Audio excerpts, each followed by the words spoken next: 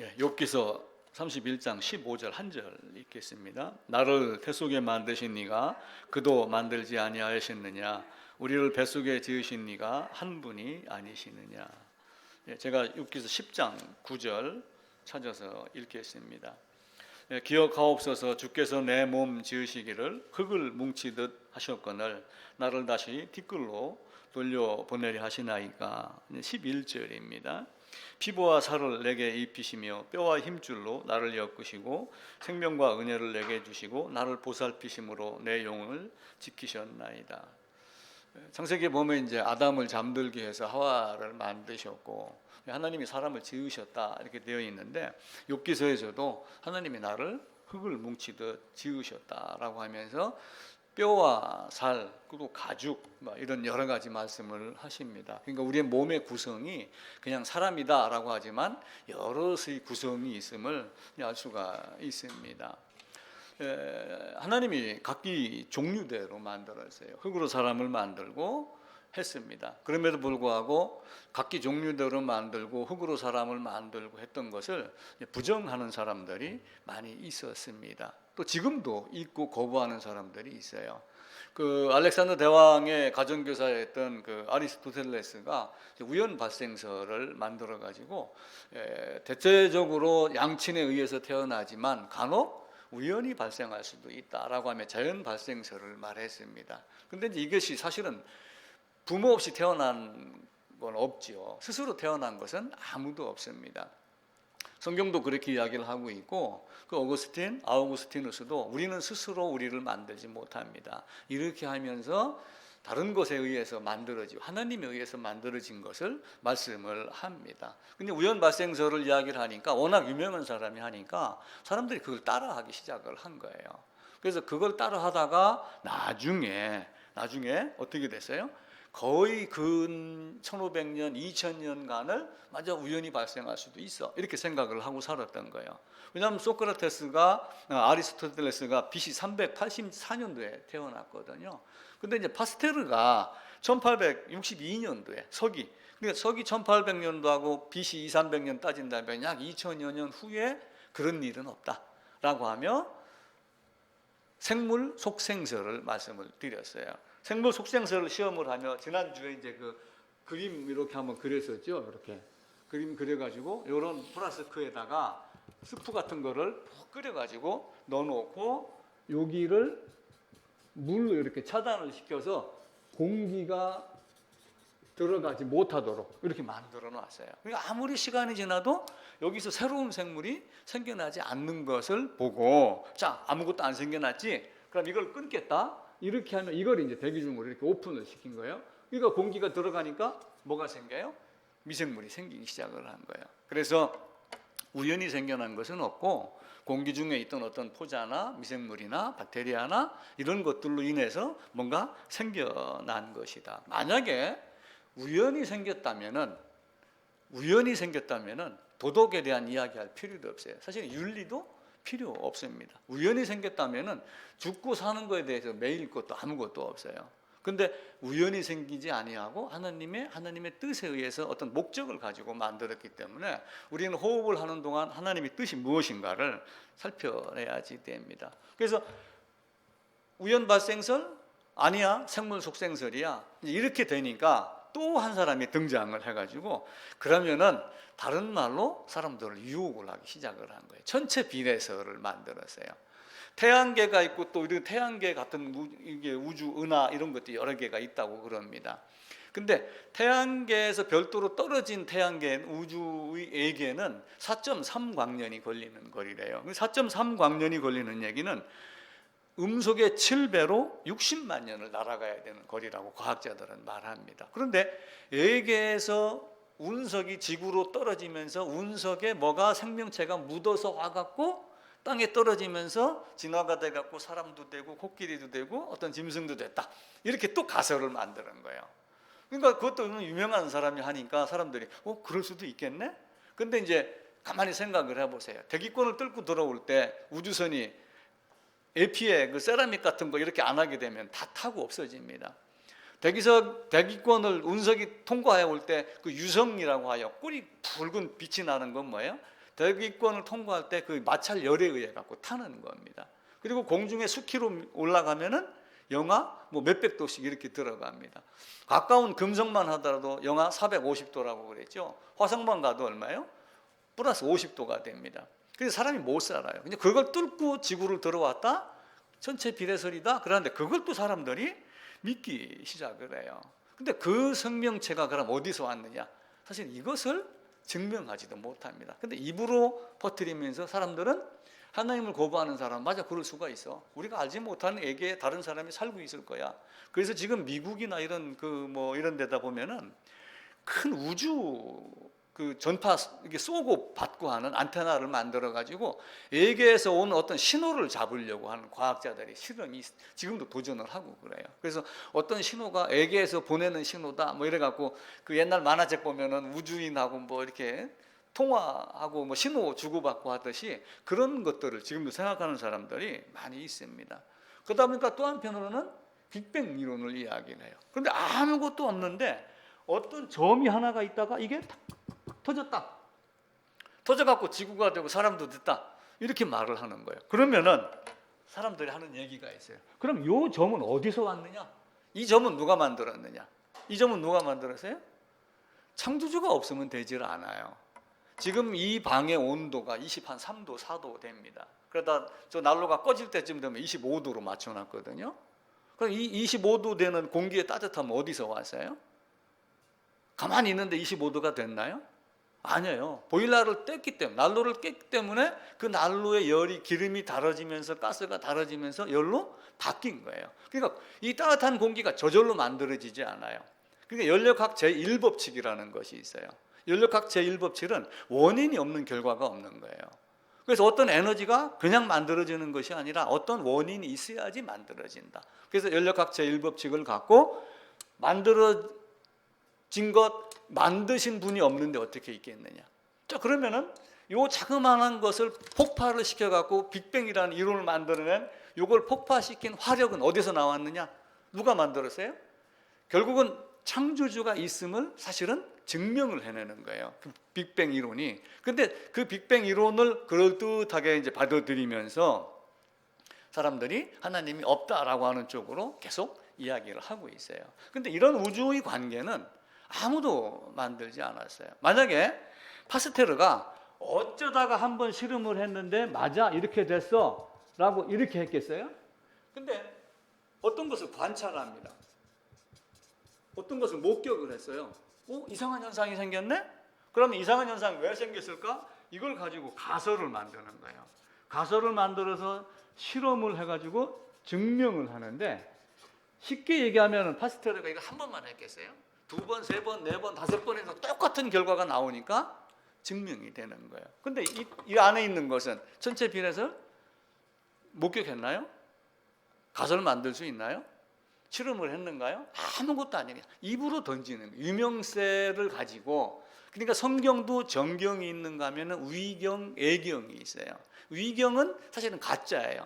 근데 애경은 성경 속에 있는 어떤 인물의 것이다라고 해놓고서 만들어 놔요. 유명한 사람의 이름을 빌려 가지고 그 사람이 쓴 거야라고 하게 되면 사람들이 어떻게 생각해요? 그래? 이렇게 하고 그러죠. 좋은 말 모아가지고 이거 삼성 이건희 회장이 쓴 어록이야라고 만약 이렇게 했다고 해보세요. 그럼 불티나게 팔려요. 근데 내가 했다 그러면 잘 팔리겠어요? 안 팔리겠어요? 잘 안 팔려요. 그러니까 그 이병철 씨가 24개 질문한 거를 어떤 사람이 써서 만들었는데 내가 다시 정리해서 출판하겠다 그러니까 이름이 없으니까 안 받아주더라고요. 그래서 나중에는 한 번 더 써보려고 그러죠. 근데 인생이 쉽지가 않아요. 다 죽음 앞에서는 하나님을 찾아요. 안 찾는 사람도 대부분이죠. 이효령 씨가 돌아가셨다는 얘기를 제가 인터넷 검색을 하다가 묘한 걸 하나 찾아냈어요. 정주영 씨가 돌아가시기 직전에 하용주 목사에게 세례를 받았답니다. 인터넷 검색에 의하면은. 감사한 일이죠. 근데 그 세례가 얼마만큼 성경과 접근했느냐, 성경과 일치했느냐는 우리가 생각을 해야지 됩니다. 오늘은 인체에 대한 신비를 몇 가지만 말씀을 드릴게요. 제가 의사가 아니고 그렇기 때문에 이 내장 안에 있는 이런 것들은 잘 모릅니다. 근데 껍데기 보이는 것만 몇 개 이야기를 하면서 하나님의 그 신비한 그 창조에 대한 이야기를 드리겠습니다. 지난주에 제가 퀴즈를 한번 냈었죠. 왜 사람은 걷는가? 진화가 돼서 걷는다? 아니면 하나님이 걷도록 창조했다. 걷도록 창조한 것이 정답입니다. 직립보행이 가능한 것은 모든 동물을 다 따져가지고 사람밖에 없어요. 가끔 원숭이가 걷죠. 근데 10년, 20년 내내 못 걷잖아요. 잠깐 뭘 따려고 앞발 들고 우리가 손이라고 하는 손의 흉내를 내는 것이지 뛰거나 이러지는 않아요. 캥거루가 뜁니다. 뛰는데 몇 킬로 뛰어요? 잠깐 뛰다가 도로 주저앉습니다. 그런데 사람은 늙어서 허리가 꼬부러져도 지팽이를 짚고서라도 걸으려고 하는 게, 두 발로 걸으려고 하는 게 사람입니다. 그래서 직립보행을 하는 것은 인간밖에 없습니다. 그 배포 자료에 이제 그림을 제가 띄어 올렸어요. 사람 발바닥 그 자국을 했습니다. 이렇게 아치형으로 되어 있는 것은 사람 발밖에 없다고 그럽니다. 그리고 세 번째 그림에 보면은 발바닥 앞부분에가 그 안에 있는 원숭이의 앞발이 돼요. 그죠?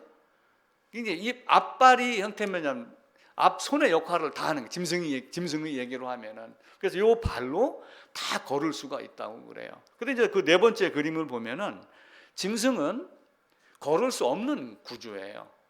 그리고 사람은 골반이 구조상 걸을 수 있게 이렇게 만들어 놨어요.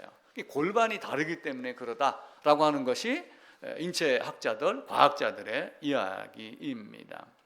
동물은 네 발로 걷습니다. 그러다가 조금 이제 좀 이렇게 두 손 비슷한 걸 앞발을 사용하는 것들이 있긴 있죠. 근데 인간은 완벽하게 두 발로 걷기 때문에 짐승으로 따지면 앞발, 손이 하는 일이 뭐예요?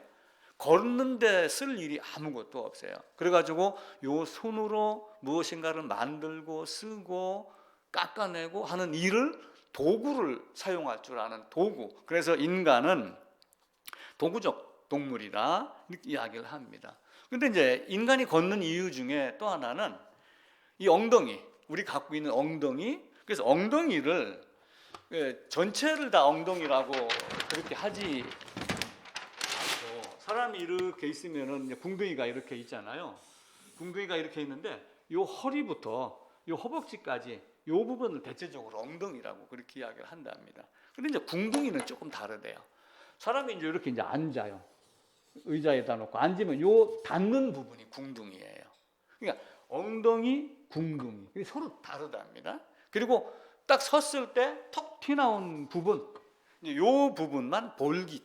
그래서 옛날에 그 포도청에 가서 볼기 맞고 왔다 할 때는 이제 여기를 때리는 거예요. 쉽게 얘기하면은 이렇게 엉덩이, 궁둥이, 볼기 이런 차이가 있답니다. 그래갖고 요 통통한 지방질 안에다가 특이하게 약간의 그 역삼각형 형태의 요 안에 뭐가 들어가 있냐면 골반이 있어갖고 이게 어깨 관절 마냥 자유자재로 움직일 수 있는 특이한 동물이 인간이래요. 그래서 이 골반을 사용하고 여기 있는 발을 사용해가지고 이 골반과 발 때문에 사람은 직립보행을 하게 되어 있다라고 합니다.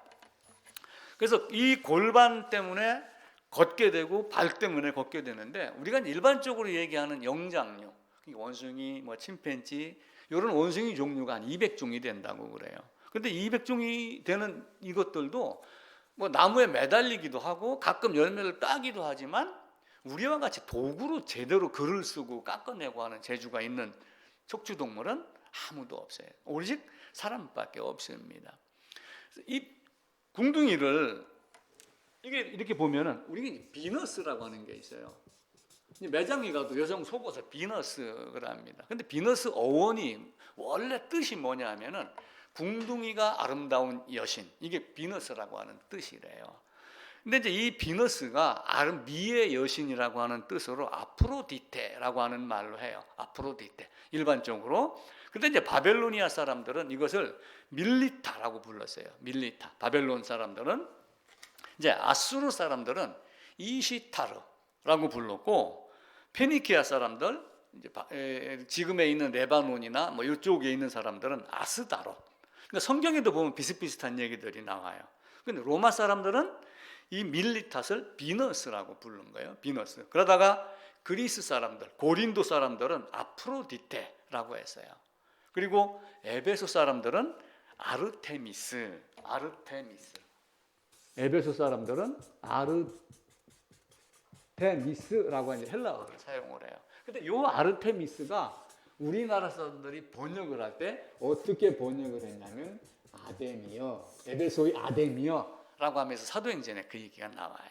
그러니까 아프로디테, 아데미, 밀리타 전부 다 뭐예요? 비너스, 미의 여신 밀리타를 가지고 사용을 하는 겁니다. 근데 이제 고대하고 중세에서는 이제 미신도 많았죠. 우리도 옛날에 보면은 시골 가면 미신도 많잖아요. 뭐 상여 같은 거 모아놓는 데를 들어 산 골짜기 동네 어디 구석에 보면은 무서워서 못 가기도 하고 뭐 이런 것도 많이 했고 그랬습니다. 근데 고대와 중세 유럽에서 악마의 개념이 뭐냐면은 악마는 얼굴이 없다. 악마는 얼굴이 없고 볼록한 궁둥이가 없는데 여기에 눈, 코가 달린 그게 악마다. 중세 사람들은 악마를 그런 개념으로 얘기를 했어요. 그러니까 궁둥이에 얼굴이 박혀 있는 게 악마다. 그래가지고 뭐 집안에 나쁜 일이 있다. 그래서 뭐 악마가 들어온 것 같다. 만약에 그런다면은 뒤로 돌아서 갖고 바지를 까내려서 궁둥이를 보여줬다고 그래요. 고대나 중세 유럽에서. 근데 이게 이제 인터넷 검색을 해보니까 마틴 루터도 아마 종교개혁하기 이전이었겠죠. 불면증에 많이 시달릴 때가 있었는데 이때 마틴 루터도 궁둥이를 까고 보여줬다. 이런 글이 있더라고요. 그러니까 어때 그 사람이 진짜로 쓴 건지 일부러 쓴 건지는 모르겠어요. 독일 사람들은 천둥 소리가 들리면 이제 무서운 거예요. 번개가 치고 꽝 하고 그러면은 뭐 하나님이 노했나? 뭐 부시맨들은 뭐 천둥 소리 나면 하나님이 방귀 뀌었나? 들이맸나? 이렇게 생각을 했다고 그랬죠. 근데 독일 사람들은 그 얘기가 나오면은 창문에 걸터 앉아가지고 궁둥이를 깠대요. 악마 물러가라. 이게 그 당시의 사람들의 모습입니다. 그러다가 영어로 무슨 말이 있냐면 키스 마이 에스라고 하는 영어 욕설이 있대요. 뭐라 그러면 내 궁둥이에 키스해 이놈아. 그러니까 이제 사람들을 멸시하는 태도로 그런 말을 했다고 그러죠. 그만큼 이제 악마에 대한 개념이 있습니다. 하나님이 우리를 골반 구조상 걷게 만들었고 발의 구조상 걷게 만들었어요. 그러니까 발은 가만히 살펴보면은 신발 안에 있고 양말 속에 갇혀 있어 갖고 자주 안 닦고 그러면 신발 안 빨고 그러면은 우리가 꼬랑내 난다 그러죠. 그래서 되게 좀 멸시하고 막 이럽니다. 근데 고린도 교회는 손하고 발하고 일 잘하는 손이 더 중요한 것 같아요. 걸어가는 발이 중요한 것 같아요. 둘 다 똑같아요. 발이 없으면 가나요? 못 가죠. 창을 찌르려고 하는데 발이 안 가주면은 가서 찌를 수 있나요? 못 가죠. 손이 발더러 발이 손더러 눈이 손에게 너 내가 더 나아 이런 짓 하지 말라 이렇게 이야기를 하고 그러잖아요. 그런데 이 발바닥을 보면은 이게 이제 요 발바닥에 많은 것들이 있어요.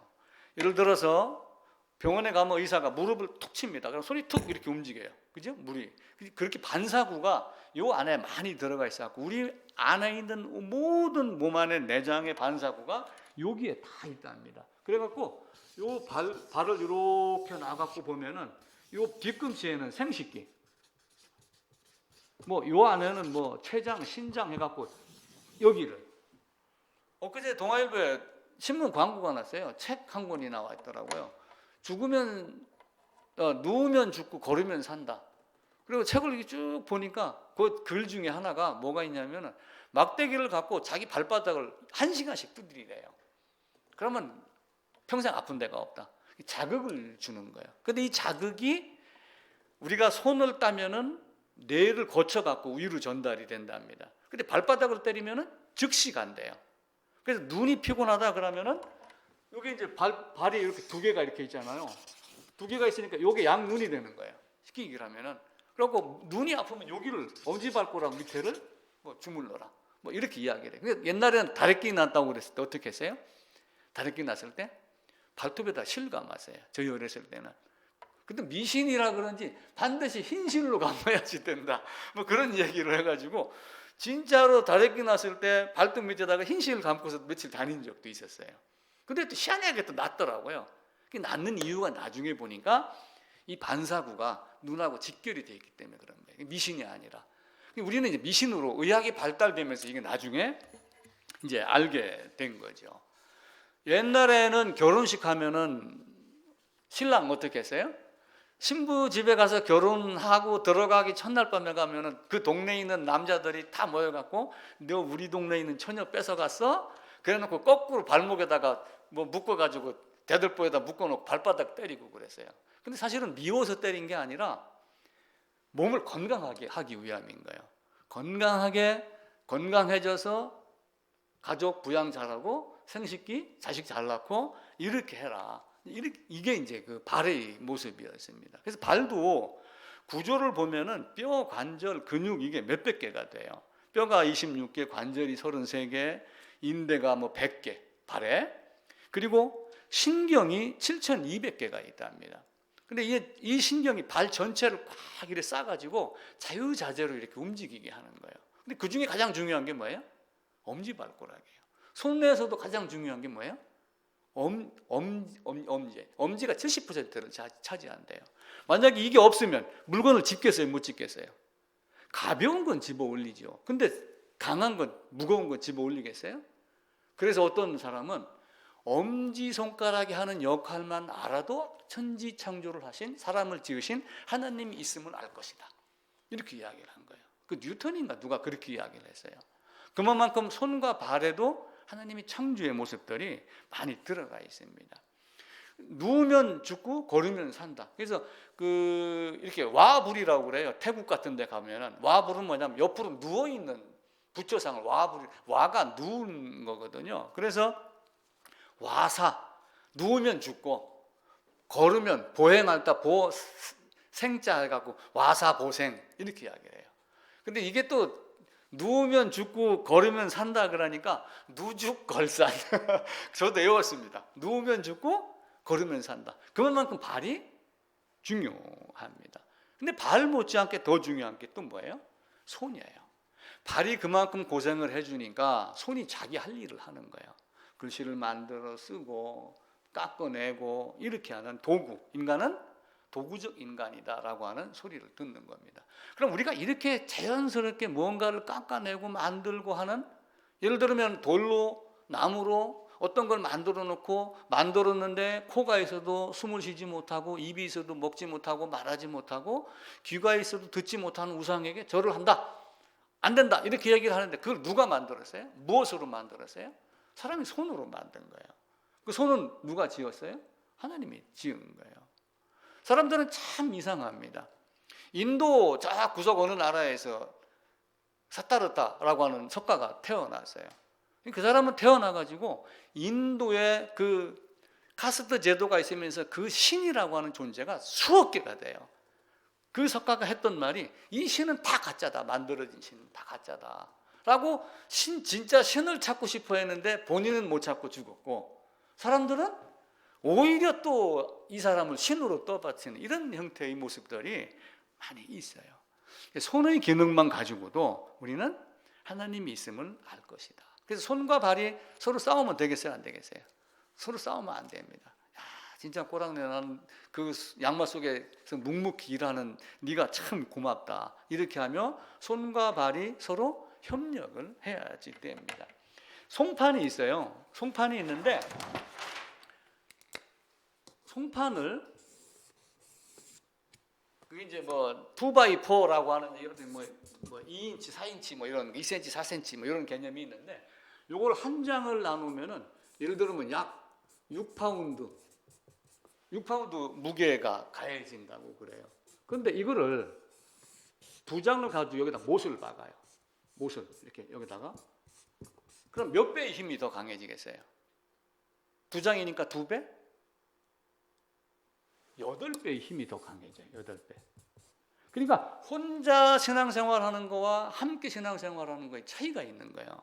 그래서 교회에서 서로 모이기를 힘써라. 서로 성경 말씀을 꺼내놓고 어제 읽었던 성경 말씀이 내가 이렇게 깨달아서 내 삶에 적용하니까 이렇게 돼서 또 이 말씀이 전에는 안 보이는데 이렇게 보였어라고 서로 교제하는 이유가 이거하고 같은 거예요. 3장을 나누면 10몇 배가 돼요. 3배가 아니라. 그래서 서로 연합하여 동거하며 어찌 아름다운고 하는 것들이 다 이루어지는 겁니다. 제가 그 배포자료 제일 뒷면에 그림을 하나 그려놨어요. 아이들이 유치원 소풍 놀러 가가지고 돌멩이를 들어 올린 그림이에요. 유치원 아이들이 고인돌 오늘 나눠준 거 제일 뒷면입니다. 놀랍죠? 근데 실제는 받쳐놓은 돌인데 아이들을 쫙 앞에다 펼쳐놓고 사진을 찍은 거예요. 그 시너지에 대한 이야기를 하려고. 인체의 신비는 정말 놀랍습니다. 그 아이작 뉴턴 만유인력을 얘기했던 그 뉴턴이 말하기도 엄지 하나만의 기능을 봐도 하나님이 계심을 알 것이다. 이게 창조의 신비입니다. 네 번째는 피에 대한 말씀을 드릴게요. 피가 이렇게 쓰면은 이게 그릇 명자예요. 그릇을 말하는 우리 접시 그릇, 이게 그릇 명자거든요. 그런데 여기다가 이렇게 삐침되어 있는 하나를 해요. 그래갖고 이게 이렇게 되면 이게 혈이 돼요. 혈. 이게 중국에서 이제 환자를 만드는 거예요. 진나라 때. 그러니까 진나라 때가 이제 상당히 오래됐을 때인데도 이 그릇명에다가 피가 떨어지는 모습을 피가 혹은 동글동글하게 뭉쳐갖고 담겨져 있다라고 하는 그림으로 혈자를 썼어요. 근데 왜 이렇게 했을까요? 중국에 나와 있는 어떤 문화와 성경과 근접한 것들이 굉장히 많습니다. 이들도 노아의 후손으로 온 세상에 흩어지면서 제사에 대한 개념을 다 알고 있어요. 그래서 짐승을 잡아가지고 피를 받아서 어디로 가야 돼요? 지성소로 들어가는 개념을 이들이 혈자로 표현을 한 거예요. 이 피는 우리 몸에서 만들어지고 심장을 가지고 펌핑을 해가지고 하루에 심장이 10만 번 펌프를 한대요. 10만 번.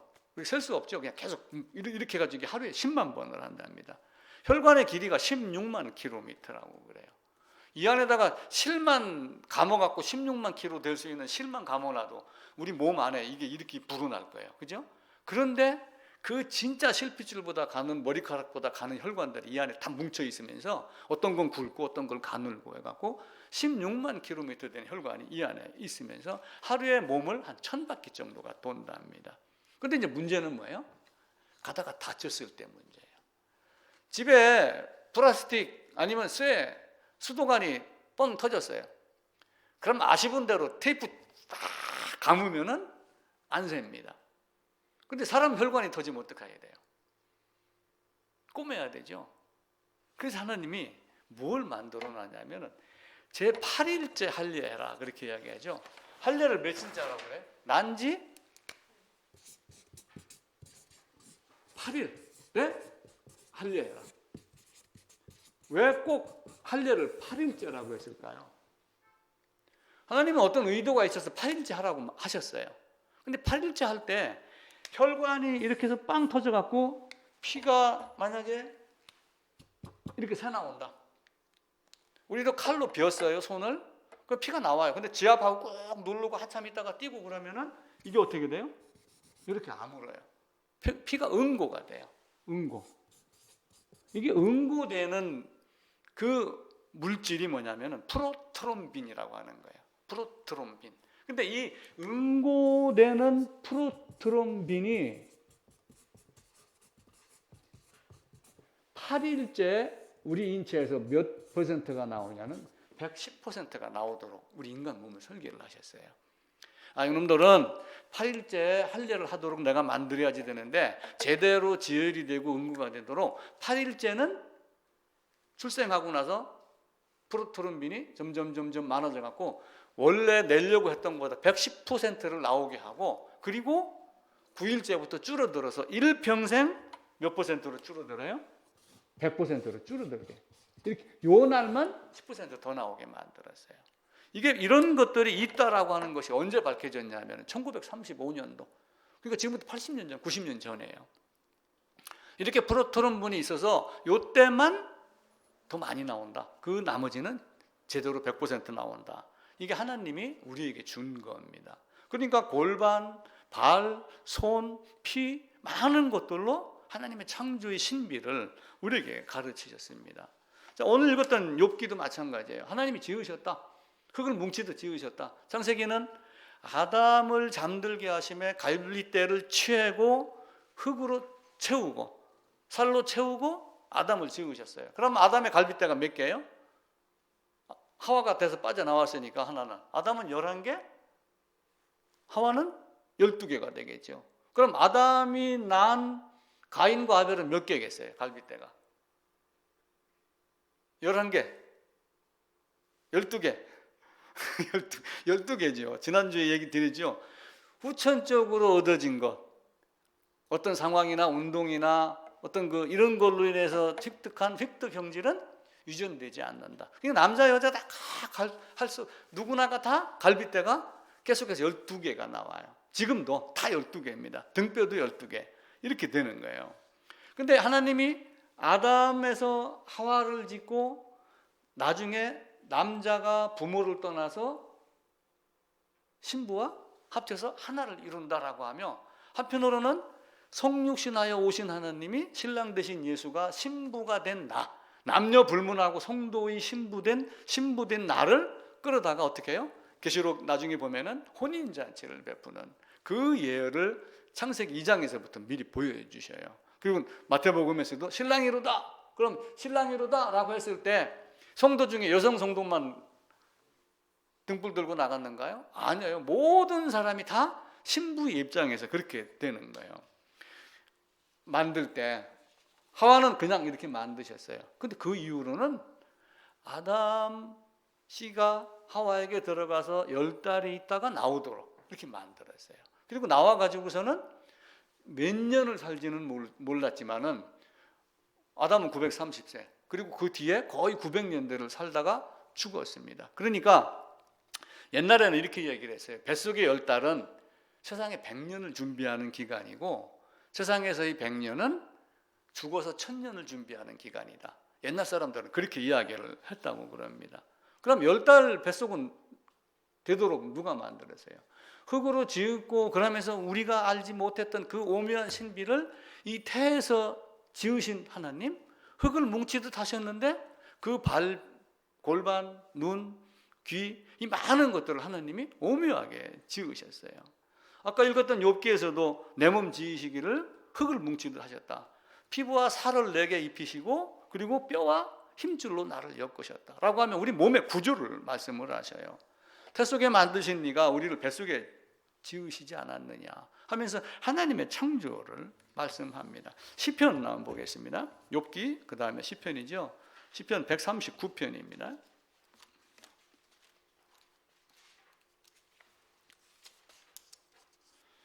13절입니다. 904쪽이네요.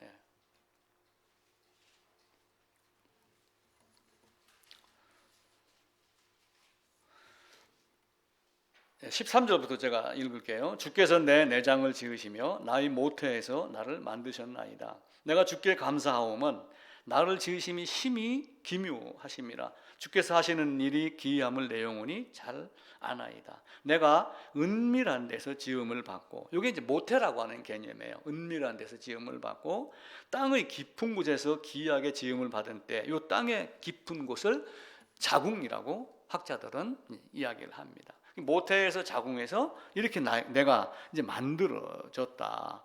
근데 태아가 신비스럽습니다. 9주 내지 10주가 되면은 모든 장기가 다 생긴대요. 9주, 10주. 그러니까 이제 9주 같으면은 2달, 3달째 들어가면은 거의 완벽한 인간이 되는 거예요. 그래서 임신 4주가 되면은 요만한 5mm래요. 크기가 5mm인데 이게 점점 자라잖아요. 그래서 욥기서에도 보면은 네가 뼈가 자라는 이유를 알겠느냐 이렇게 묻는 장면이 나와요. 우리는 모르잖아요. 그리고 임신 9주가 되면은 3cm 크기래요. 그러다가 12주가 되면 5cm가 돼요. 그리고 5cm 됐을 그때 12주 됐을 때 지문까지 완벽하게 나온답니다. 그러니까 지문이 동일한 사람은 아무도 없잖아요. 우리도 주민등록증 만들 때 지문 찍잖아요. 지문 동일한 사람이 아무도 없어요. 참 신기하죠. 그러니까 똑같은 사람이 한 사람도 없는 거예요. 바꿔 얘기하면은 다 지문이 다르고 다 계계별이 다르기 때문에 누구나가 다 특별한 존재다. 누구나가 다 1등 존재다. 이렇게 보는 거예요. 나는 뭐 2등이야, 나는 3등이야 이런 개념이 하나님 앞에서는 없는 거예요. 누구 앞에서나 다 1등인 존재가 되는 거예요. 임신 3주부터 아기의 심장이 뛴다고 그래요. 제가 놀라운 얘기를 하나 해드릴게요. 놀라운 이야기. 어느 날 며느리가 규현이하고 둘이 앉아 있는데 갑자기 규현이가 이렇게 얘기를 하더래요. 엄마 나 뱃속에 있었을 때 따뜻했어. 그런데 아빠는 없었어. 이렇게 얘기를 하더래요. 그리고 하도 깜짝 놀래갖고 뭐라고? 다시 얘기해봐. 그랬더니 그 얘기를 한 번 더 반복하더래요. 근데 왜 그 말을 했는지는 모르는 거야. 근데 엄마 뱃속에 있었을 때 따뜻했어. 근데 아빠는 없었어. 나는 그 이야기를 듣고 소름이 좀 끼쳤어요. 이걸 준비를 하면서 제가 이제 그 얘기를 들었으니까. 인간은 참 묘합니다. 이 안에 생명체가 있는 거예요. 그래서 순간 제가 생각하기로 이게 낙태라는 개념을 우리가 명확하게 알아야지 되겠구나. 참 나도 예전에 멋모르고 낙태를 한번 한 적이 있지만 지금 만약에 내가 그걸 알았다면 100명을 낳든 200명을 낳든 낙태를 하겠어요? 그걸 못하죠. 하나님이 그렇게 오묘하게 지으셨는데 그걸 어떻게 그렇게 하겠어요? 사람 몸만 지은 게 아니라 성경은 말해요. 잠언서에 듣는 귀와 보는 눈은 다 여호와께서 지은 것이라. 잠언서도 한번 찾아봅시다. 시편 뒤에 잠언이죠. 잠언 20장입니다.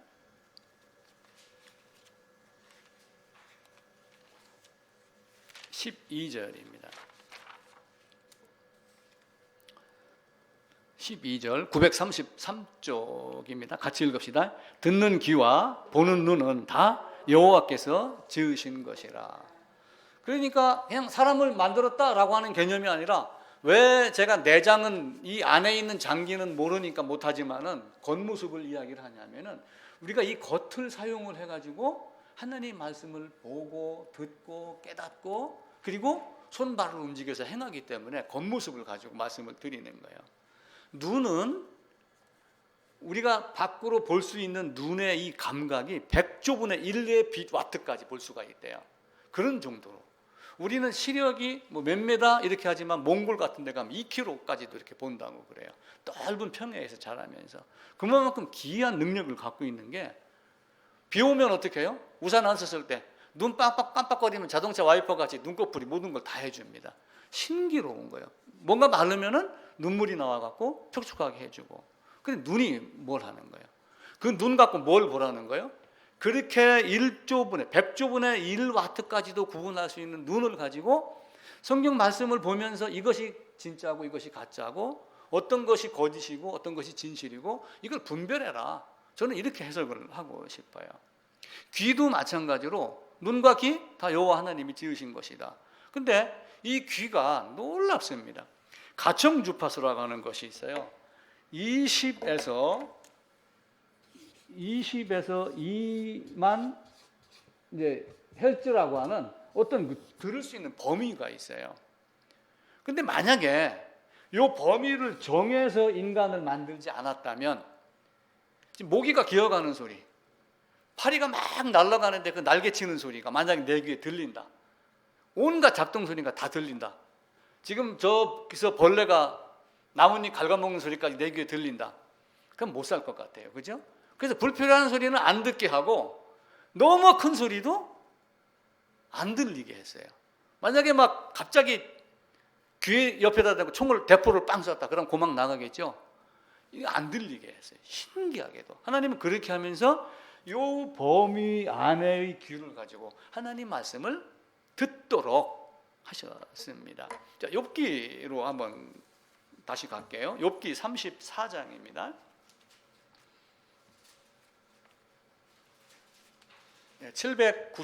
794쪽입니다. 욥기 34장 3절입니다. 794쪽. 예, 같이 읽읍시다. 입이 음식의 맛을 분별함 같이 귀가 말을 분별하나니. 귀는 하는 역할이 뭐예요? 옳고 그름을 진짜로 진리를 말하는지 거짓을 말하는지 듣고 분별해라 그 얘기예요. 입으로 음식의 맛을 분별하듯이 혀로, 입으로, 눈으로 진리의 말씀인가, 생명의 떡인가, 아니면은 사악한 부패한 음식인가, 부패한 말씀인가, 이걸 분별하라 이야기를 해요. 그래서 계시록에 가면은 귀 있는 자는 들을지어다, 귀 있는 자는 성령이 교회들에게 하는 말씀을 들을지어다. 그래서 이 귀가 나이가 먹으면서 점점 청력이 떨어진대요.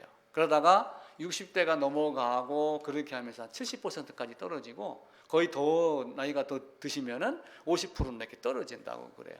근데 가장 마지막까지 열려 있는 게 귀라는 속설도 있어요. 그래서 어르신들이 이제 누워 계시고 이렇게 할 때 숨 간신히 쉬는 것 같지만 귀에 대고 무슨 말을 하면은 듣는다. 그래서 마지막 복음 전할 수 있는 기회다, 이렇게 얘기를 하는 사람도 있습니다. 또 하나님이 입이 음식의 맛을 구별하듯이 분별하듯이 하는 그 입은 입술뿐만이 아니라 뭘 말해요? 혀를 말해요. 혀를 가지고 쓰고 짜고 맵고 달고 이거 다 알아냅니다. 근데 더 중요한 건 뭐예요? 음식 맛을 보라고 혀를 만드는 게 아니라 입으로 내 마음속에 있는 것을 이야기하라고 입술을 만드는 거예요. 그래서 야고보서에 보면은 혀를 제어해라, 혀를 재갈 물려라, 야고보서 1장에 이야기를 해요. 근데 왜 그렇게 했겠어요? 마음을 지으신 이가 누구예요? 자, 시편 다시 갑니다. 시편 33편입니다. 뒤로 몇 장 넘기시면 되죠. 825쪽입니다. 지난 창조의 신비 말씀하면서 입기운으로 바닷물을 무더기같이 쌓고 깊은 물을 곳간에 두시고, 이제 5, 6, 7절에서 그 말씀을 하셨어요. 오늘은 15절입니다. 예, 읽읍시다. 그는 그들 모두의 마음을 지으시며 그들이 하는 일을 굽어 살피시는도다. 자, 그러니까 마음에 있는 게 어디로 나와요? 마음에 있는 게 입으로 나오는 거예요. 그래서 예수님이 말씀하시기를 입으로 들어가는 게 너를 더럽게 하는 것이 아니라 입에서 나오는 게 너를 더럽게 한다. 그 이유는 입으로 나오는 것은 마음에 있는 것이 나오기 때문이다. 마태복음 15장에서 그렇게 말씀을 하십니다. 또 하나는 코입니다. 근데 이제 문제는 이제 시편 보면은 94편에 뒤로 94편 한번 찾아보고 넘어갈게요. 시편 뒤로 가서 94편입니다. 하나님이 입도 귀도 마음도 다 만들었어요. 그럼 내가 마음의 생각을 하나님이 아시겠어요? 모르시겠어요? 다 아시죠? 귀를 만드셨어요. 그럼 귀를 만드신 하나님이 듣는 우리의 말하는 거, 우리의 생각을 들으시겠어요? 안 들으시겠어요? 시편 94편 9절입니다. 귀를 지으신 이가 듣지 아니하시랴, 눈을 만드신 이가 보지 아니하시랴. 그러니까 우리는 나는 어두운 데서 숨어서 해서 아무도 모르겠지 이렇게 하지만 그 하나님은 다 듣고 다 보고 계시는 거예요. 지금도 이 공중에 제가 말한 게 사실은 다 저장이 돼요. 이 저장하는 것을 전기적으로 개발해낸 게 사실은 CD, DVD, USB 이런 데 저장하는 거하고 같은 원리예요. 어느 날 갑자기 주마등 같이 이게 내한테 다 쭉 흘려 들어갔을지도 몰라요. 그래서 이런 거 생각을 하면 입 조심해야 되겠다. 오늘 아침에 내가 잠깐 화를 낸 적이 있는데 이런 것도 조심해야 되겠구나. 이런 생각이 퍼뜩퍼뜩 들어가요. 그래서 입, 혀 단순히 말하고 맛보는 것이 아니라 마음속에 있는 것을 말할 때 마음을 지으시니 이 마음 속에 내가 하나님 말씀이 있었을 때 그 말씀을 입술로 제대로 제거하는 것. 또 하나님은 코도 만들으셨어요. 왜 만들었어요? 코에다가 생기를 불어넣으시고 원하면 언제든지 코에 생기를 걷어가시는, 호흡을 걷어가시는 하나님. 이게 코입니다. 우리 얼굴, 몸에 있는 손, 발, 엉덩이 관절, 고관절, 귀, 눈, 코, 입 이것만 보더라도 하나님이 우리에게 어떻게 우리를 사랑하시고 우리가 어떤 존재가 되기를 원하시는가. 내가 귀를 줬으니까 너는 내 귀로 네 귀로 내 말을 들어라. 내가 네게 입을 줬으니까 너는 네 눈으로 본 성경을 입으로 말하면서 이렇게 하지 않겠어요? 사람은 언젠가 말씀드렸어요. 9개 구멍이 있다. 눈구멍 2개, 콧구멍 2개, 귓구멍 2개, 입구멍, 오줌구멍, 똥구멍 이렇게 하면 총 9개가 돼요. 근데 받아들이는 게 있고 버려야 될 것들이 있는 거예요. 그런데 받아들이다 보면 나쁜 것도 보여요. 나쁜 것도 보이는데 그때는 어떻게 해야지 돼요? 고개를 돌리는 거예요. 그래서 목이 돌아가는 이유가 그것 때문에 있는 거예요. 왜 목이 돌아가게 했느냐? 나쁜 게 보이면 고개를 돌려서 보지 못하게 해라. 이게 하나님 우리에게 주신 은혜입니다. 옛날에도 그런 말이 있어요. 입은 삐뚤어져도 말은 바르게 해라. 그건 뭐예요? 네 마음 좀 올바로 써라. 그 얘기예요. 이 마음을 올바로 쓰면, 마음을 올바르게 쓰게 하려면은 진리로, 하나님 말씀으로, 하나님의 사랑으로 이 안에 가득 차게 하게 되면 그것이 나오는 겁니다. 단톡방에도 제가 한번 올렸어요. 가장 좋은 냄새가 뭐냐? 사람 냄새다. 가장 더러운 냄새가 뭐냐? 그것도 역시 사람 냄새다. 바른 사람이면 바른 냄새가 나는 거고, 회칠한 무덤과 같이 부패한 숨기고 가면 쓴 것 같으면 더러운 냄새가 나는 거예요. 바리새인이 말했잖아요. 나는 이렇게 했는데 나는 저 세리와 같지 아니하다. 이렇게 하면서 되어 있는 그런 썩은 냄새가 나는 사람이 되지 말자. 자, 그러면은 몇 개를 이야기를 했어요. 코도 얘기했고, 귀도, 눈도, 입도 다 얘기했습니다. 사람 몸 중에 가장 아름다운 것이 어떤 거예요? 가장 아름다운 것. 눈. 가장 아름다운 게 눈이에요. 눈은 마음에 있는 게 그대로 보여지는 창이에요. 창문이에요. 그래서 눈을 딱 보면은 저 사람의 건강 상태도 알고 마음 상태도 보이고 다 보여요. 지금 피곤한 것도 보이고 건강한 것도 보이고 짜증내는 것도 보이고 마음이 지금 막 맑아서 기쁨이 충만하는 것도 보이고 전부 다 보여요. 그러니까 귀를 지으신 이가 눈을 만드신 이가 보지 아니하시랴? 마음의 의도를 하시는 그분이 사람과 사람을 통해서 눈을 통해 가지고 그 사람의 마음을 알게 만드는 거예요. 눈동자가 흔들린다 그래요. 그래서 형사들은 법원 경찰청 가게 되면은 거짓말 탐지기를 갖고 하잖아요. 근데 고수들은 눈동자 흔들리는 걸 갖고 본다고 그래요. 눈동자를 보면서 순간 스쳐 지나가는 것 있잖아요. 거짓말 탐지기를 속일 수 있는 능력도 물론 인간에게 있겠죠. 근데 그 눈동자가 흔들리는 걸 보고 그 눈빛을 사실은 가릴 수 있는 사람이 없어요. 따스한 눈빛도 못 가리고 불쾌한 눈빛도 못 가리고 모든 것을 다 드러냅니다. 자신 내면이 드러나는 것. 그래서 우리 눈 보면은 왜 이렇게 눈을 힐겨 이러잖아요.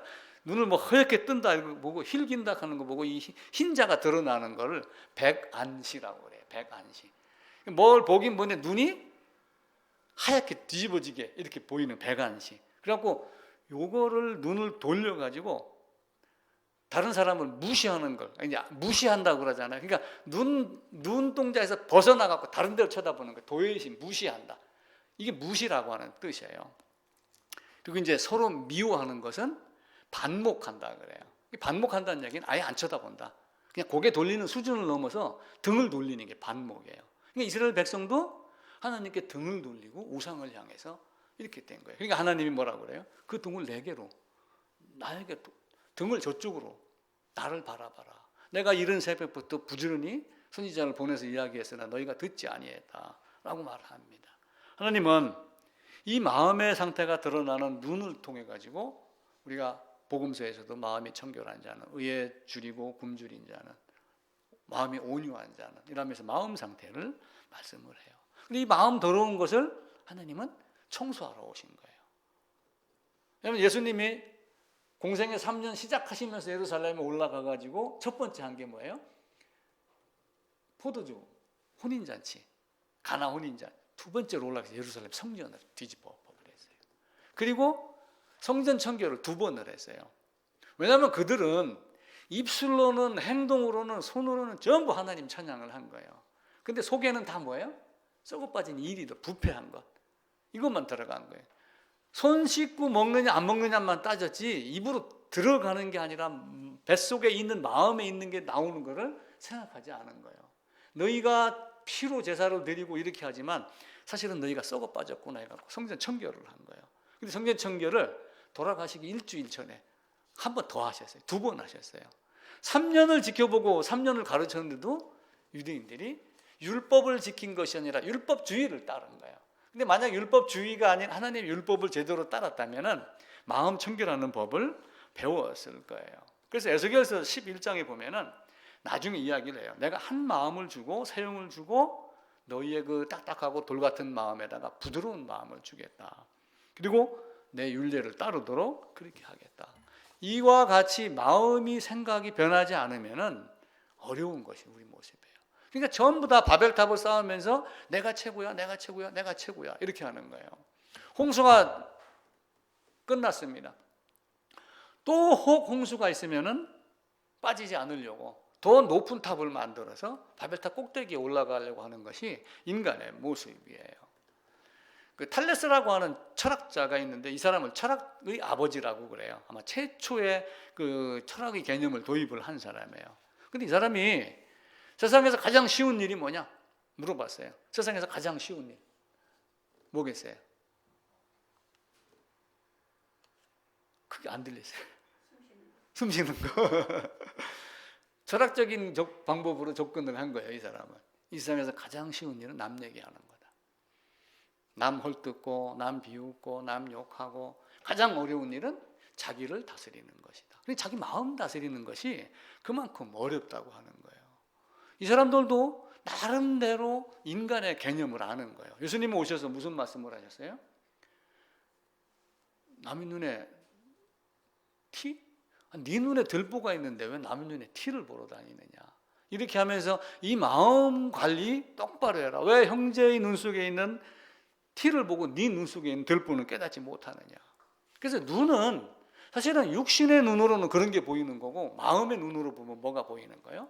자기 들보가 보이는 거예요. 그러니까 눈은 마음에 있는 거. 마음에 있는 게 입으로 혀로, 마음에 있는 게 눈으로 드러나고 결국은 그것이 행동으로 옮겨지는 거예요. 자, 에덴에서 아담이 선악과를 보니까 먹음직도 하고 보암직도 하고 지혜롭게 할 만큼 탐스럽기도 했어요. 그건 이제 눈으로 본 거예요, 마음으로 본 거예요. 마음으로 본 거예요. 그죠? 마음으로 본 게 눈에 들어가 가지고 눈에 아름답게 보인 거예요.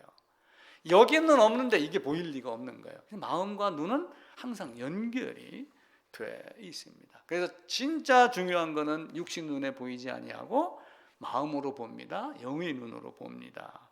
라고 우리는 말하고 그러죠. 자, 그런데 이제 아담이 선악과를 따먹었어요.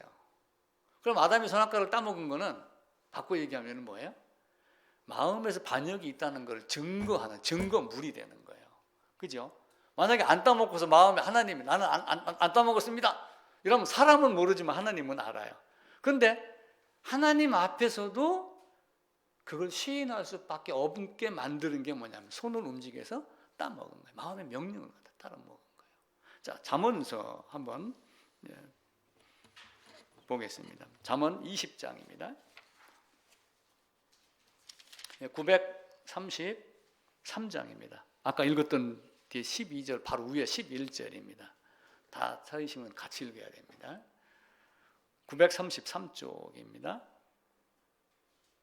20장 11절 같이 읽읍시다. 비록 아이라도 자기의 동작으로 자기 품행이 청결한 여부와 정직한 여부를 나타내느니라. 저는 이 말씀을 아담이 손, 발 움직여서 입을 씹은 선악과를 따먹고 맛있었어? 맛없었어? 이렇게 적용을 했어요. 비록 아이라 하더라도 자기의 동작으로, 이게 새 번역에서는 비록 아이라 하여도 자기 행위로 그 사람의 됨됨이를 나타낸다. 그 사람의 마음의 상태를 나타내는 거예요. 열매를 따먹었느냐 안 먹었느냐 이거 물론 중요하지만 손은 그냥 움직이지 않아요. 마음에서 명령을 내려야지 움직입니다. 그리고 마음에서 보인 대로 저건 들어온 거야 이렇게 알지. 아니 지나가는 뱀이 있어. 무서워. 이렇게 하는 거는 눈으로 봐서 아나요? 마음 때문에 알아요? 정신 때문에 아는 거예요. 그만큼 마음과 행함과 이건 동일시됩니다. 그런데 이 눈은 숨길 수도 있고 감출 수도 있고 또 드러낼 수도 있고 다 보여집니다. 자기의 마음을 가장 먼저 보여주고 드러내는 것이 눈입니다. 그래서 거짓은 탄로나고 진실은 드러난다. 이렇게 이야기를 해요. 거짓은 탄로나고 진실은 드러납니다. 근데 그게 드러나는 것이 아담의 경우는 손으로 그걸 확정 지은 거고 실제는 흔들리는 눈만 가지고도 거짓은 탄로나고 진실은 드러납니다가 적용이 됩니다. 그래서 눈은 세상을 보고 담는 창이다. 그래서 이 눈하고 뇌하고 거의 그 공통된 부분이 있어갖고 눈을 학자들은 밖에서 보이는 내 이렇게 이야기를 한대요. 눈은 밖에서 보이는 내다. 그러니까 우리 생각이 그대로 전달되고 그러는 거죠. 그래서 마음 때문에 입술, 마음 때문에 혀 이런 내용들이 많이 있습니다. 그 배포자료 오늘 나눠드린 배포자료 뒷면에 보게 되면은 성구를 많이 적어놨어요. 그 성구를 이제 쭉 보시면서 댁에 가셔가지고 꼭 찾아보시길 바랍니다. 입으로 나오는 것은 마음에 있는 거다라고 하면서 입에서 나오는 그것이 사람을 더럽게 하는 것이다. 입에서 나오는 것들이 마음에서 나온다. 독사의 자식들아 너희는 악하니 어떻게 선한 말 할 수 있겠느냐? 마태복음 12장에 예수께서 그 생각을 알고 마음에 악한 생각을 알고 마태복음 9장에 있는 내용이고요. 창세기에 가게 되면은 그 말씀이 있어요. 사람이 죄악이 세상에 가득함과 그의 마음으로 생각하는 모든 계획이 항상 악할 뿐이다. 창세기 6장 5절하고 8장 21절에도 있습니다. 혀를 제어하라고 그럽니다. 혀를 제어하고 재갈 물리지 아니하면은 그 마음을 속이면은 경건이 끝이다. 아무것도 없다. 그래서 시편 141편에 가면은 여호와여 내 입에 파수꾼을 세우고 내 입술의 문을 지켜주옵소서. 내 입에 파수꾼을 세우고 내 입술의 문을 지켜달라. 근데 어떻게 그렇게 해야지 돼요?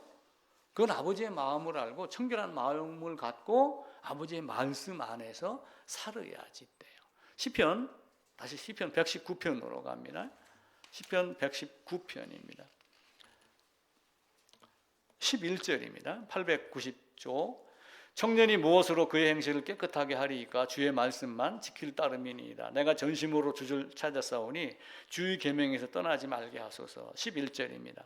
내가 주께 범죄하지 아니하려 하여 주의 말씀을 내 마음에 두었나이다. 이렇게 됐을 때만 입술이 제어되고 혀가 제어되고 그렇게 합니다. 내가 주께 범죄하지 아니하려 하여 주의 말씀을 내 마음에 두었나이다. 시편 52편에 보면 네 혀가 심한 악을 꾀하여. 근데 혀가 지 맘대로 돌아다녔나요? 마음 때문에 돌아다닌 거예요. 마음을 지으신 하나님. 마태복음 12장에 독사의 자식들아 너희는 악하니, 너희가 악한 이유는, 선한 말을 하지 않는 이유는 뭐예요? 마음에 가득한 것을 입으로 말하기 때문이다 라며 성경 말씀을 쭉 적어놨습니다. 이걸 여러분들이 댁에 가셔서 꼭 한번 잠언서 읽어보시고 하면 됩니다. 주께 범죄하지 아니하려고 내 마음에 두었다라고 하는 이 말씀과 관련되어 있는 것들을 지난번에 신명기 30장에서 한번 찾아봤어요. 신명기 30장 찾아보겠습니다. 310쪽입니다. 구약 310쪽.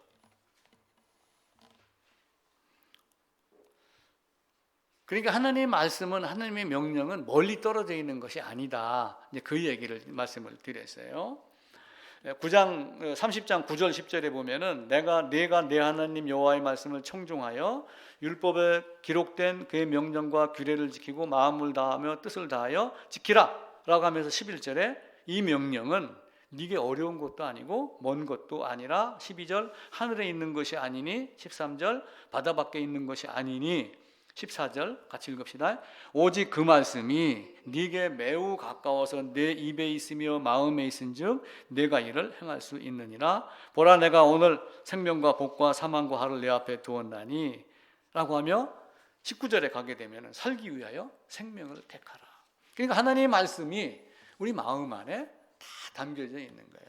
그게 눈으로 드러나고 입술로 드러나고 손과 발로 드러납니다. 그리고 하나님이 지으신 귀를 통해 가지고 하나님 말씀이 옳은 말씀인가 틀린 말씀인가. 왜 이단에 넘어가요? 귀를 사용하지 않고 마음을 사용하지 않았기 때문에 그래요. 눈으로 성경 말씀을 확인하지 않았기 때문에 그런 일들이 비일비재하게 일어나는 겁니다. 하나님의 창조는 신기합니다. 신비입니다.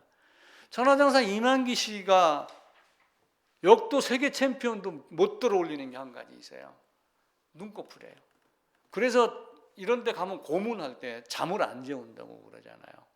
잠을 안 재우면은 이 눈꺼풀이 이거 아무리 해도 이게 안 돼요. 세계에서 제일 무거운 거 드는 사람도 눈꺼풀은 들지 못해요. 때가 되면 그냥 스스로 담겨버리고 그럽니다. 그게 지혜자도 자기 입술을 잘 못 다스릴 때가 있어요. 아무리 시력이 좋아도 선악을 구별하지 못하는 사람들이 있어요. 선악과 생명과를 보고서도 이걸 먹여야 돼, 저걸 먹여야 돼 모르는 사람이 있어요. 청력이 아무리 좋아도 옳은 말과 그른 말을 분별하지 못하는 사람이 있어요. 근데 하나님은 그걸 분별하라. 무엇으로요? 네 마음으로, 하나님의 말씀으로. 그 말씀을 네 마음 안에 두고 해라. 근데 문제는 뭐냐면은 듣기는 들어도 깨닫지 못하는, 이거는 사실은 귀를 막은 거예요. 듣기는 들어도 깨닫지 못한다. 귀에 들리는데도 왜 깨닫지 못해요? 사실 귀를 막았기 때문에 그래요. 스가랴서 한번 보겠습니다. 시편 봅시다. 시편. 여기 시편. 시편 58편입니다. 시편 58편 4절입니다. 2, 3, 4절 제가 읽을게요. 843쪽입니다. 시편 58편 4절인데 2절부터 읽을게요. 아직도 너희가 중심에 악을 행하며 땅에서 너희 손으로 폭력을 달아주는도다. 악인은 모태에서부터 멀어졌으며 나면서부터 곁길로 나아가 거짓을 말하는도다. 그들의 독은 뱀의 독 같으며 그들은 귀를 막은 귀머거리 독사다. 듣기 싫어 귀를 막았다. 그렇게 이야기를 해요. 스가랴서에도 보면 그렇게 너희가 듣기 싫어서 귀를 막았다. 스가랴서 7장인가요? 그렇게 나와요. 에스겔서도 한번 보겠습니다. 에스겔서 뒤로 쭉 더 넘어갑니다. 에스겔서 12장입니다. 1164쪽입니다.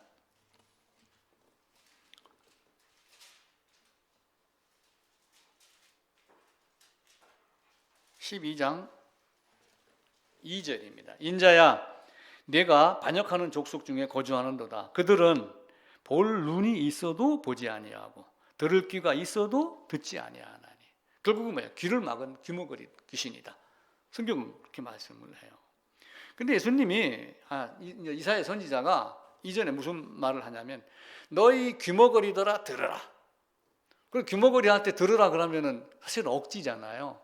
야 이 귀머거리더라 들으라. 이게 귀는 있는데 들을 귀를 안 갖고 있는 사람들에게 귀를 막지 말고 들으라 그 얘기예요. 너희 귀머거리더라 들으라. 너희 소경들아 밝히 보라. 만약에 진짜 맹인 되신 분에게 밝히 봐 이렇게 하면은 보라고 하는 사람이 나쁜 사람이죠. 근데 봐도 옳게 안 보고 억지로 거짓으로 보기 때문에 그런 자들에게 너희 소경들아 밝히 보라. 그러면서 이사야 43장에는 눈이 있어도 소경이요 귀가 있어도 귀머거린 백성이다. 이렇게 말씀을 해요. 그래서 로마서에서 바울이 말씀을 하잖아요. 믿음은 들음에서 난다. 그랬는데 자기 소견대로 말씀을 거부하는 거예요. 귀로는 들렸는데 마음에서 받지 아니하면 귀를 막은 귀머거리 귀신하고 똑같습니다. 그들이 교만해서 주의 계명을 듣지 아니하고 주의 규례에 범하여 어깨를 내밀며 목을 굳게 하였다. 스가랴서 7장 11절 듣기를 싫어하여 등을 돌리며 듣지 아니하려고 귀를 막았다. 좀 전에 읽었던 에스겔서 12장 볼 눈이 있어도 보지 아니하고 들을 귀가 있어도 듣지 아니하였다. 그러니까 이게 뭐냐면 자기의 생각이에요. 자, 이사야서 제일 마지막 부분입니다. 이사야서 65장입니다. 65장 2절입니다. 1절부터 읽을게요. 나는 나를 구하지 아니하던 자에게 물음을 받았으며 나를 찾지 아니하던 자에게 찾아내게 되었으며 내 이름을 부르지 아니하던 나라에 내가 여기 있노라 여기 있노라 하였노라. 그러니까 나는 백성의 기도에 응답하려고 준비를 하고 있는데 나를 찾는 사람이 없다. 그 얘기를 하는 거예요. 그러면서 내가 2절입니다. 65장 2절. 내가 종일 손을 펴서 자기의 생각을 따라 옳지 않은 길을 걸어가는 패역한 백성들을 불렀나니. 이게 자기의 생각대로. 이게 사사기 맨 마지막에 나와 있는 자기 소견대로. 이스라엘의 왕이 없으므로 자기의 소견대로. 이스라엘의 왕이 없었나요? 왕이 있습니다. 하나님 왕이 있는데 나중에는 사울 왕을 구하면서 하나님 왕 나를 버리고 너희가 사울 왕을 구하는구나. 이렇게 성경은 말씀하죠. 그래서 우리가 허탄한 것에서 눈을 돌려라. 보지 마라. 귀를 열어서 하나님 말씀에 귀 기울여라. 이야기를 합니다. 이사야서 그 앞으로 가셔갖고 33장입니다.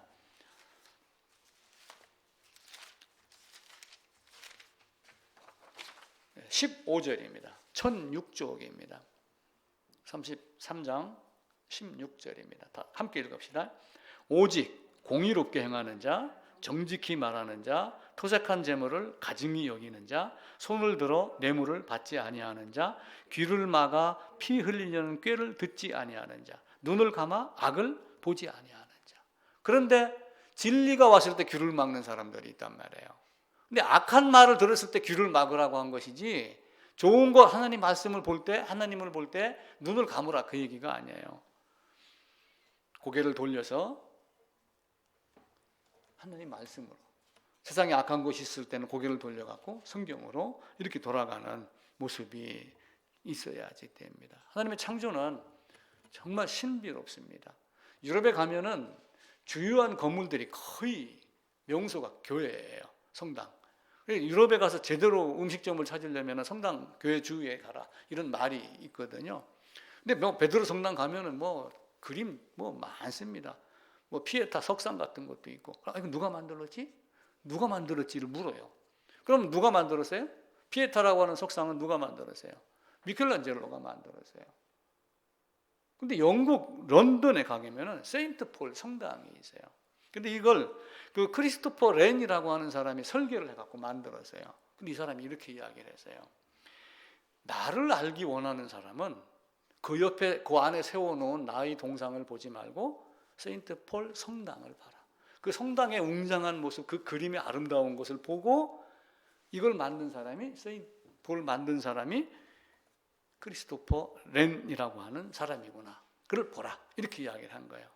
자, 로마서 1장에 가게 되면은 우주 만물에 하나님을 보였다고 그랬죠. 눈, 귀, 코, 입, 마음, 손, 발 모든 걸 보게 되면은 이걸 안다면은 창조주 하나님의 존재를 누가 거부하겠는가? 엄지손가락만 봐도, 엄지손가락의 기능만 알아도 창조주 하나님을 부인할 수 없다. 아이작 뉴턴이 그렇게 이야기를 했어요. 그럼 온 우주 만물을 보고 성경에 있는 말씀을 보며 역시 하나님이 나를 이렇게 사랑하셨구나, 나를 이렇게 오묘하게 만들었는데 이 들을 귀를 갖고 하나님 말씀을 내가 거부하지 아니한 것 감사하고, 이 볼 수 있는 눈을 가지고 하나님 말씀을 본 것 감사하고, 이렇게 하며 산다면 얼마나 아름다운 삶이 되겠는가. 우리는 스스로 자기를 만든 사람은 없어요. 모두가 다 하나님의 창조물입니다. 그러니까 하나님이 창조한 목적은 나를 사악한 세상에서 저 세상으로, 새 예루살렘으로 데려가기 위함이에요. 그 신비 속에 아담의 범죄가 있었다고 하는 거. 왜 그랬을까? 저는 다시는 범죄가 없는 것을 만들기 위함이었다.